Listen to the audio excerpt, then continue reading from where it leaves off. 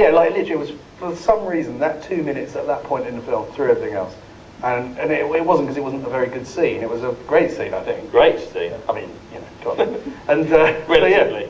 So yeah, so we're learning. We haven't made many films, obviously. Okay. So what was the ambition? Why bring it to the big screen? I think because, well, when we started making the show, we sort of talked for a lot of time about anecdotes and ideas and what it was to be between 16 and 18 years old. We never really wanted to extend it beyond that, I think. We thought it's about these 2 years of your life, you know, sort of young men. And at the end of that process, it seems like a natural thing to do is you go on holiday. And, you know, we wrote all these anecdotes down and stuff that happened to us that you could do when you were at school. And then we had another sort of separate bin, if you like, of stuff that happened to us on holiday, happened to friends of ours on holiday and stuff. It was almost like that bubbled away, and we're like, okay, well, maybe one day we'll write a teen comedy about a holiday. And then it sort of, we thought, well, maybe we should write a film. And then after the first series, someone approached us and said, oh, have you ever thought about writing a teen comedy film? Well, we thought about writing this holiday film. And then, you know, slowly it sort of came together. We thought, well, actually, we've got 4 actors we really like. You know, it's going to end soon. It seems like the natural thing for those characters to do is to go on holiday. We've got these ideas. We've got a following, so it'll be easier to get, you know, financing and stuff for the film. So it just seemed like the natural, lazy thing to do. And where did you go on your team when you were kids? Oh, back in, well, you were in the 50s, wasn't it? Yeah, it's like 1950. I went to Campersands. I went to Playa Las Americas when I was 18. Yeah, done that one. I went to Magaluf. I went to Cavos in Corfu with 2 friends, which I suggest 3 is a bad number for friends to go abroad. Yeah. And we all drove each other absolutely mental. But when my friend Simon, he's a very close friend of mine, you know, my wedding 2 months ago, was he said to me, because I think I nicked a drink on the first night. He said, I'm going to punch you in the face at some point on this holiday, but I'm not going to tell you when. So however much fun we were having, there was always this undercurrent of, Si is going to punch me in the face at some point. And almost the longer it went on, the worse it got. For about 2 or 3 days, it was kind of the worst thing. Then another friend of ours, the other guy we were with, we had a day where me and Simon, who's going to punch me, decided that all we were going to say was, I got that one, because there was like a sort of kids TV show thing, we said, I got that one. And that was literally all we said, all day. And the other side was going, we can't do this because we can't order food, we have to do stuff, we have to, please just talk to me, we're going to go on holiday. And we're like, I got that one, I got that one, I got that one, I got that one, I got that one. And that was it for a day. So I'm fucked off already. Yeah, it's pretty irritating. So yeah, that's where I went. And you sent the lads to Malia, that's where the hip kids go these days, is it? Yeah, yeah, I think so. We did a bit of research into it. It didn't spread around, but Magaluf is kind of where I think Magaluf is still going 20 years ago. Yeah, it's been going a long time. You shot in Magaluf. You came to Magaluf. Yeah, we shot in Magaluf, but I went to Malia 20 years ago. Right. Believe it or not. And it was all just fields, wasn't it? It was, yeah. Dinosaurs roamed the ground. But no, yeah. So, when we did a bit of research and found out it sort of expanded and got better, it did feel. I knew a little bit about the geography of it, and it felt like a good setting actually, because it's one very long strip. There isn't really neon, and it leads down to the beach. It felt. Sort of What's interesting though is that they every now and again they sort of these resorts in Europe sort of get like the Greek government get sick of it. They sort of try and change it. And I think this year, from what I've heard from our runner who goes back every year, we met over there, is that they've stopped. If you're a worker in Malia now, you have to pay for your drinks. Before it was always free, and they've stopped doing 2-for-1s. You're not allowed to get any free drinks and stuff. So it's that kind of thing that's sort of like the death knell for these places, and that's how they stop being as popular, because they become much more expensive and then they move on somewhere else. So I reckon Malia's got maybe a year or 2 left. Right. So it will be horribly dated by the time it hits the TV screen. And how was the shoot? How did you think about making it sort of cinematic as opposed to the show? What's the most differences do you think? Interestingly, we were talking about this the other day, when we wrote the script, because it's a comedy, I mean, there's just some certain kind of, I mean, just coverage of a comedy. I don't know how technical we get, but basically, because there are 4 boys in it, 4 leads.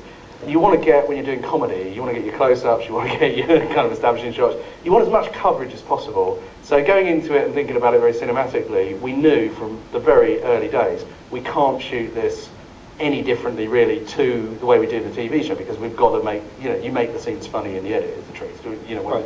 So we had to think about specific points where we would put in moving shots, and you know, we're not the experienced directors, but we knew for us, you know, how an opening sequence that we wanted was a big, you know, flying in shot, which you'll see when it starts, and funnily enough, I mean, there are lots of Ben, the director, who's brilliant, Ben Palmer, you know, he kind of, you know, took our script and realised it brilliantly, and but I think even when we look at it now, most of the time when the camera's moving, it still is where, you know, where we sort of knew about the only points we get away with it in the script. Yeah. So I guess in terms of making it cinematic, the big difference is, I think, scale, because we've got a lot more extras and a bit more budget to play with in that respect, and I think a, you know, more exciting backdrop.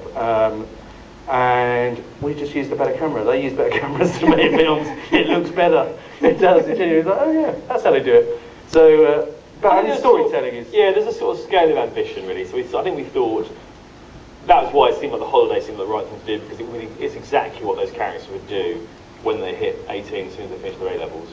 And, you know, it gives you a backdrop, it gives you a kind of a sense of scope and scale. And also, if the show's about suburbia, the film is about leaving suburbia for the first time on your own, and how the greater world and the scale of the world impacts on them, with jokes. With jokes in it, it's not just about that. And helicopter shots.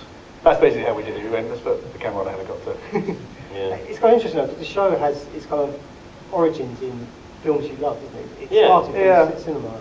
What were the kind of key things? We talked maybe like Swingers, which we wouldn't necessarily, and that's kind of the language they have.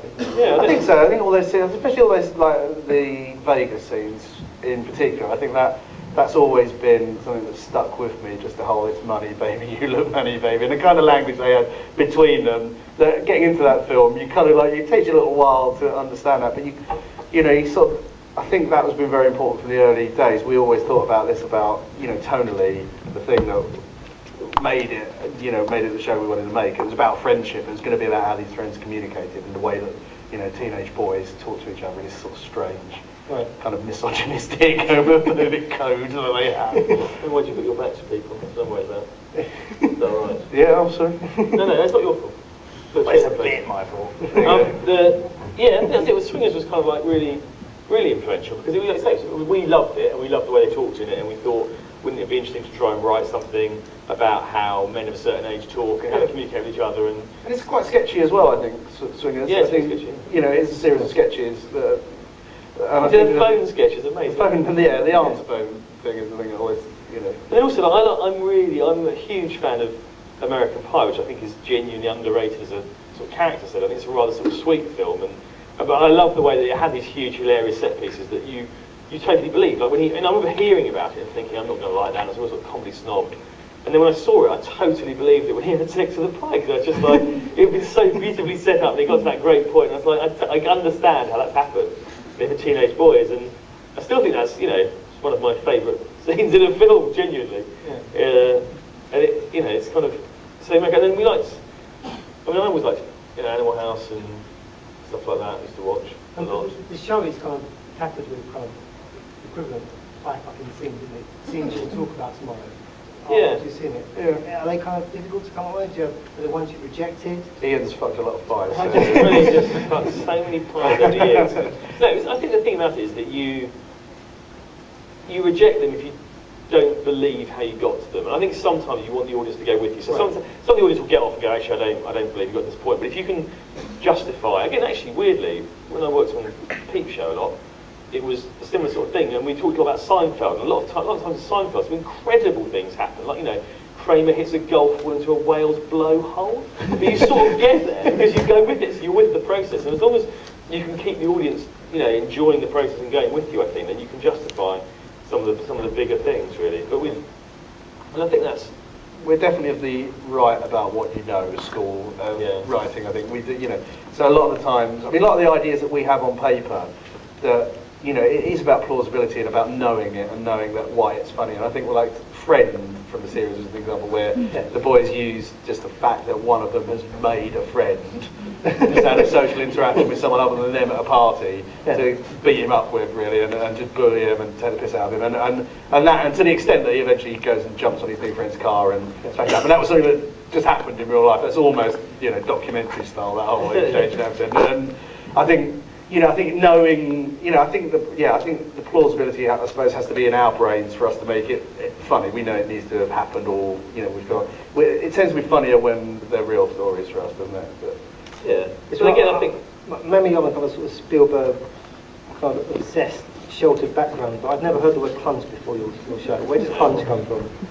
It's just like, I think we were kind of in it. Around, didn't it? It was around. It's definitely around. Like, I think I've heard it. I think, is it Clunge Mags? I always heard that. Yeah, people talk about Clunge Mags. And I think we were my favourite.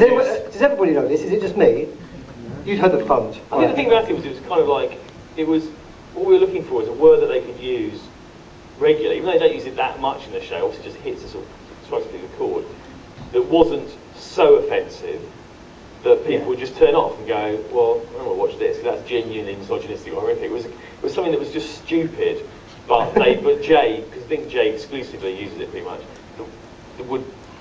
you believe that he would use it, you believe that he'd be showing bravado by using it, but at the same time it sort of actually wasn't that offensive. And again, I think, we're talking about language and the way people talk in groups and stuff, the idea was that almost the four of them have their own language. You've got really close friends, or group of close friends, you sort of have shorthands of things you say to each other, and like it was actually, I was talking to you the other day, I was like saying to my friends of mine from university, we have sort of phrases about airing it, so we go, just air it, just air it, just air it. And air it means, to us, just don't ever mention it, just pretend it's up in the air somewhere and you can't see it, and it's not a problem. But actually, obviously, in the world, to air something means to get out in the open. Exactly opposite, to get out in the open. So that's quite a boring example of the sort of language that groups have. No, but there's that thing about, I suppose it's contamination almost, isn't it? That the language gets adopted, the tone, certain timbres and rhythms. And when I first met Ian, we probably didn't sound very similar, I'd imagine.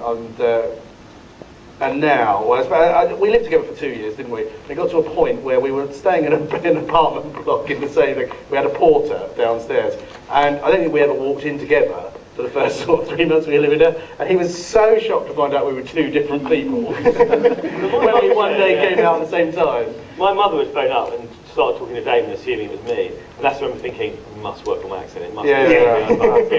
I'm getting too Essex here. It's getting serious.